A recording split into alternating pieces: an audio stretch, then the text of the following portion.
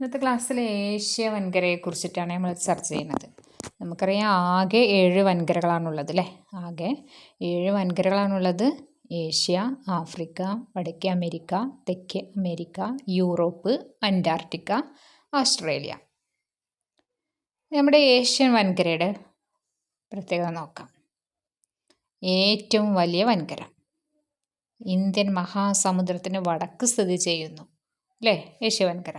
ജനസംഖ്യ ഏറ്റവും കൂടിയ വൻകര, ഇന്ത്യ സ്ഥിതി ചെയ്യുന്ന വൻകര, ലോകത്തിലെ ഏറ്റവും ഉയരം കൂടിയ എവറസ്റ്റ് അല്ലേ? നേപ്പാളിലെ എവറസ്റ്റ് സ്ഥിതി ചെയ്യുന്ന വൻകര, ലോകത്തെ ഏറ്റവും കൂടുതൽ നെല്ല് ഉൽപ്പാദിപ്പിക്കുന്ന വൻകര, ഹിമാലയം സ്ഥിതി ചെയ്യുന്ന വൻകര. ഇതൊക്കെ ഏഷ്യൻ വൻകരയാണ്. ഒന്നുകൂടി പറയാം.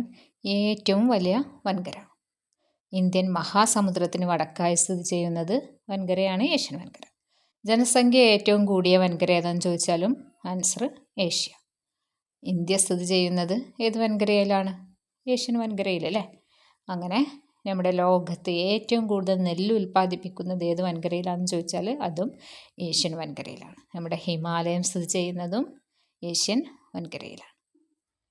ഓക്കെ.